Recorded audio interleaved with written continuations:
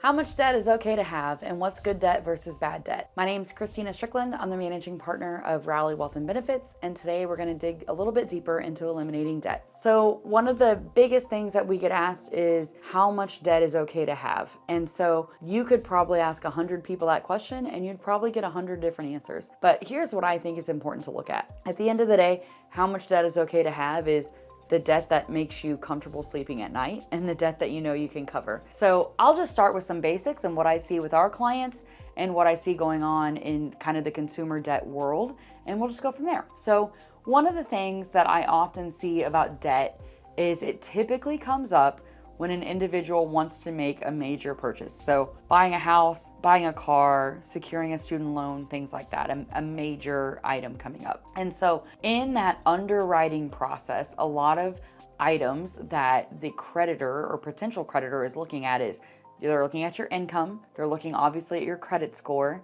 they're looking at your credit history, and they're looking at if you take on this debt, what will be your debt to income ratio. And so more recently, those numbers have grown. I remember when I bought my first house in 2014, my mortgage lender said to me, Christina, you and your spouse can have 30% of your gross income can be debt. That was in 2014. Today, in 2026, that number's a little bit closer to 40 to 50%, depending on your lender. But let's assume it's 40%. So what that means is if my gross income between my partner and myself is, let's say it's $10,000 a month. If that 40% ratio, that means that I can have up to $4,000, which is 40% of 10,000. I can have up to $4,000 a month attributed to debt. So car payment, credit cards, student loan, maybe someone had a personal loan at some point, a mortgage, anything that is a debt item, right, with a monthly minimum payment associated with it. Those minimum payments are allowed to be up to $4,000. And so that is what is considered by most standards a reasonable debt to income ratio. So then where the question becomes the real look at debt is, well, can I absorb a mortgage into that $4,000 a month? And again, I'm just using round numbers, right? Your gross income may be more or less than $10,000, but the rule of thumb is 40% of that gross income can go towards debt. So in that debt, we've got to look at how do we reduce that number as soon as possible so that in the future, if you need something, you can get what you need and still be within that 40% rule of thumb that underwriters and lenders are going to look for. So then you're going to kind of work through, well, what are the debts that I should get rid of? So we kind of go into good debt versus bad debt.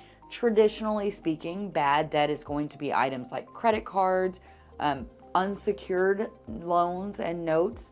So things like maybe a payday advance or things like that where you didn't have to put up any collateral. One, because those tend to have higher interest rates, and two, because they don't show a long-term consistent pay down schedule. What is considered good debt would be things that are on a specific payment schedule, such as a car loan, a student loan, or a mortgage, because those have an amortization schedule associated with them.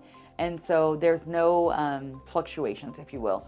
You don't typically get a notification, hey, next month your car loan's gonna go up by $300. When you assigned that loan, you knew, hey, I'm buying this car for X amount of months, my payment's going to be this. There's no variable there. So when you're getting your debt considered for lending or any other purpose, they tend to look at those structured notes or structured debts with very specific payoff schedules more favorably than a credit card or an unsecured loan where things could change quickly. And ultimately, at the end of the day, what they want to know is, are you going to be able to pay this debt? And if there are fluctuations, if you have a credit card, for example, where you've put a lot more on your credit card in the last month, so your minimum payment is significantly increased, there's a chance that maybe you can't pay the other debt. So that's what they're looking at. Then you kind of have to determine, again, good debt versus bad debt. What do I want to pay off first? A lot of rules of thumb are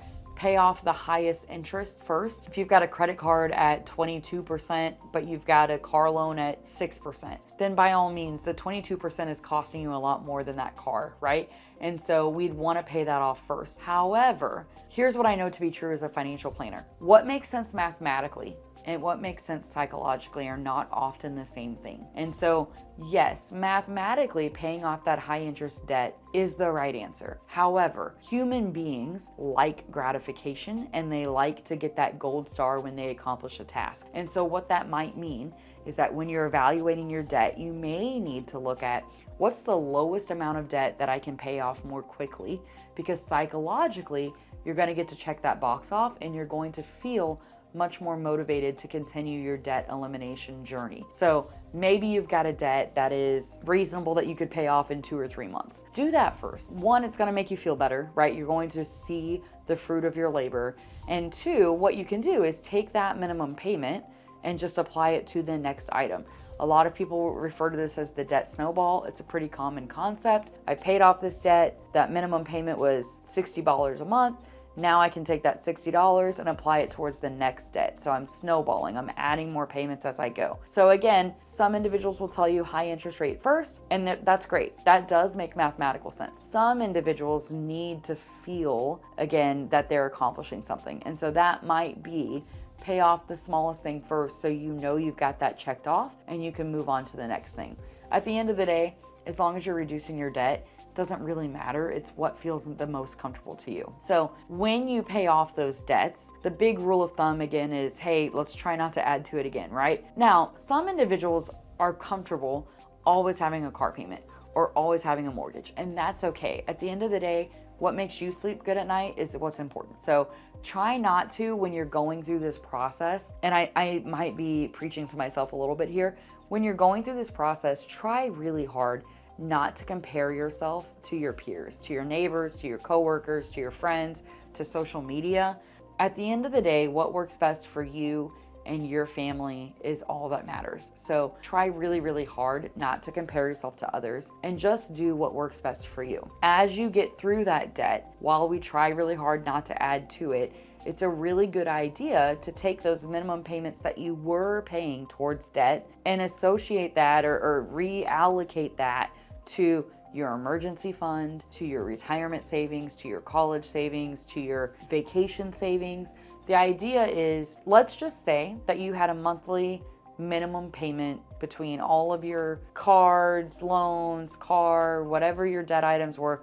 Let's just say that those monthly payments were, I don't know, $400 a month. If those things are paid off and you now have that $400 a month, that will go a very, very long way towards retirement, paying off your house earlier, going on vacations, maybe saving for a down payment to buy your first house. $400 a month makes a huge, huge difference. I mean, let's be honest, $50 a month makes a big difference. So as you get rid of that debt, make sure that you have a smart plan for what you're gonna do with those dollars so that you don't get into that situation again. In my role, I'm blessed to partner with a lot of folks from a lot of different life stages as they work through their financial journeys. One of the most disheartening things that we go through is folks that will pay off all their debt and they'll be so great. And then 7 or 8 years later, they're in the same exact boat.